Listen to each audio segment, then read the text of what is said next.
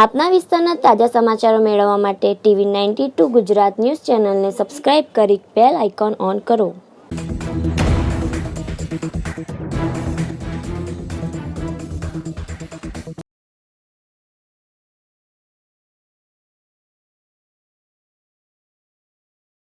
સજોઈમાં 2 દિવસ અગાઉ થયેલી ચોરીનો ભેદ ઉકેલાયો. ખજુરિયામાંથી નજરમાંથી 43,000નો મુદ્દામાલ રિકવર કર્યો. ધાનપુર તાલુકાના સજોઈ ગામના કાચલા ફળિયામાં નસરુભાઈ ભદ્રુભાઈ મોહનિયાના ઘરમાં રાત્રે 11 વાગ્યાના અરસામાં 10 થી 15 ચોર લૂંટારૂ ટોળકી તથા તેમની પત્નીને માર મારીને પરિવારને બાનમાં લઈને 28 બકરા અને 1 ભેંસ મળી કુલ 58,000ના પશુઓને ચોરીને ચોર લૂંટારૂ ટોળકી ફરાર થઈ ગઈ હતી. નરસિંહભાઈને ગંભીર ઇજાઓ થતા ધાનપુર પ્રાથમિક સારવાર આપ્યા બાદ વધુ સારવાર અર્થે દાહોદ ખસેડવામાં આવ્યા હતા.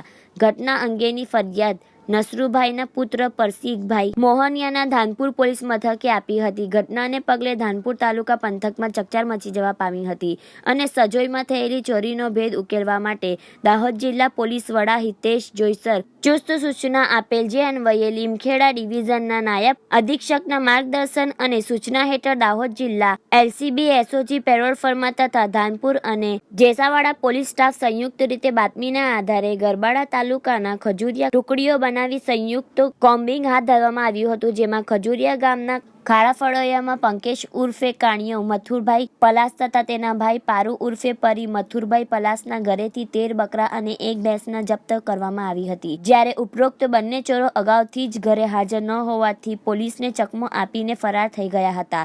ઉપરોક્ત ચોરીના મુદ્દામાલને ધાનપુર લાવીને ઓળખ માટે સજોઈ ગામના પરિજનોને બોલાવવામાં આવ્યા હતા. 58,000ના પશુઓમાંથી 43,000ના પશુઓ રિકવર કરવામાં આવ્યા હતા. બાકીના પશુઓ હાલ ક્યાં છે તે જાણવા મળ્યું નથી, પરંતુ સજોઈ ગામે થયેલી સનસનીખેજ ચોરીનો ભેદ સંયુક્ત રીતે ઉકેલવામાં પોલીસને સફળતા મળી છે.